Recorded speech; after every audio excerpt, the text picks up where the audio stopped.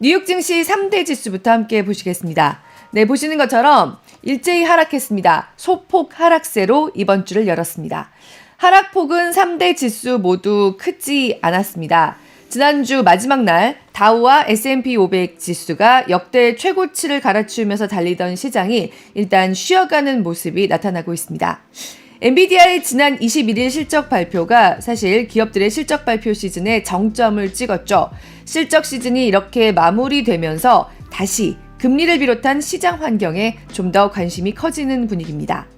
핀비즈맵으로 가보도록 하겠습니다. 네, 오늘 눈에 확 띄는 종목이 바로 보입니다. 빅테크 가운데서 유달리 새빨갛게 떨어진 종목과 간만에 초록초록 급등한 종목이 바로 눈에 띄죠. 구글의 모기업 알파벳과 테슬라의 희비가 교차했습니다. 알파벳은 챗 GPT보다 훨씬 우수하다고 하면서 지난해 말에 대대적으로 출시했던 생성형 인공지능 제미나이에서 문제가 불거졌습니다. 일론 머스크인데 흑인으로 그렸죠. 일론 머스크를 비롯한 여러 역사적 혹은 동시대 인물들을 그리라는 주문에 흑인을 생성하는 등 논란이 불거지면서 이 이미지 생성 서비스를 일시 중단한 게 영향을 미쳤습니다. 지금 우리나라에서는 그렇게 크게 뉴스가 되지 않았지만은 미국에서는 이 제미나이 문제가 굉장히 좀 입에 많이 오르내리면서 화제가 되고 있는 그런 상황입니다. 소셜미디어 같은 곳에서는 제미나이가 이미지 생성에 있어서뿐만 아니라 일론 머스크와 히틀러 가운데 누가 더 나쁘냐는 질문에 답변을 못했다고 한다든가 또는 아동성애에 대해서 판단을 유보한다는 식의 답변을 했다는 체험담들이 이어지고 있습니다. 테슬라의 CEO 일론 머스크가 이런 제미나이 때리기에 앞장서고 있고요.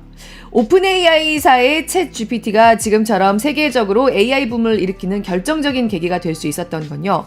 과거 마이크로소프트사가 내놨던 테이 같은 AI 챗봇들이 이런 인종 문제, 또 차별이나 혐오 문제에 대해서 온라인상에 만연했던 분위기를 그대로 쏟아내던 바로 그 문제를 해결했다는 데 있었는데요. 구글이 사람보다 우수하다 하면서 내놓은 최신 AI가 같은 영역에서 문제를 일으킨 겁니다. 인공지능 학습의 편향성이 일으킬 수 있는 문제를 다시 제기하게 한 거죠. 반면에 테슬라는 일명 돈나무 누나로 우리나라에서도 아주 유명한 분이죠. 캐시 우드 아크 인베스트먼트 대표가 드디어 테슬라 저가 매수에 나섰다는 소식에 급등했습니다. 그리고 뉴욕 증시에 상장된 중국 전기차 업체 리오토의 실적 발표 이후의 주가 폭등도 테슬라의 주가를 동반 상승시켰습니다. 종목판 가서 좀 더 자세히 보시면요. 네, 방금 말씀드린 리오토 창사 이래 처음으로 순이익을 올렸다는 실적 발표를 내놓으면서 15% 폭등했고요. 여기에 테슬라뿐만 아니라 다른 중국 전기차 업체들과 니콜라를 제외한 미국 전기차 업체들도 동반 상승하는 모습이 나타났습니다.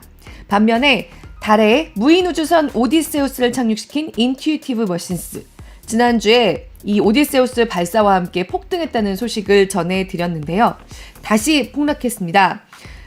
오디세우스는 1972년 아폴로 17호 이후 50여 년 만에 다시 달에 도착한 미국 우주선이고요. 그리고 민간 기업으로서는 세계 최초라는 성과를 올렸습니다. 지금 나사가 공개한 오디세우스의 달 표면 사진을 보고 계신데요. 보시는 것처럼 굉장히 위에서 찍었기 때문에 저게 지금 제대로 서 있는 건지 아니면 넘어진 건지 이런 게 잘 느껴지지 않죠.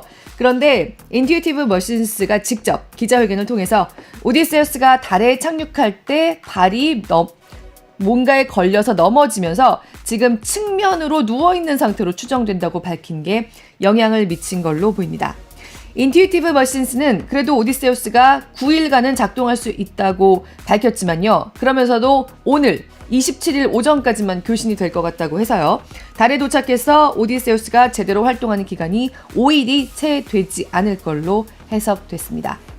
이런 가운데 종목판 다시 가서 보시면요. 눈에 띄는 종목이 또 하나 있었습니다. 코인베이스가 무려 16% 폭등했습니다. 비트코인이 다시 움직이고 있기 때문입니다. 비트코인은 2021년 12월 이후 처음으로 54,000달러를 넘어서면서 지난 14일 이후 계속 51,000달러 선에서 왔다 갔다 하던 정체기를 돌파하는 모습이 나타나고 있습니다. 금리 함께 살펴보시겠습니다. 미 국채 금리 함께 살펴보면요. 네, 보시는 것처럼 일제히 상승세를 보였습니다. 특히 2년물 금리 4.7% 중반대입니다. 이달 초만 해도 4.1% 후반대였는데 50bp 이상 오른 모습이 나타나고 있습니다.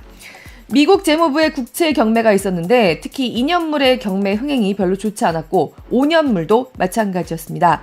금리를 좀 더 올려줘야 이 미국채가 시장에서 소화될 수 있었다는 얘기입니다. 이런 분위기에 시장 금리가 계속해서 오르는 모습이 나타나고 있습니다. 달러 인덱스는 소폭 하락했습니다. 유가 함께 보시겠습니다. 유가 살펴보면요. 네, 보시는 것처럼 역시 일제히 상승했습니다.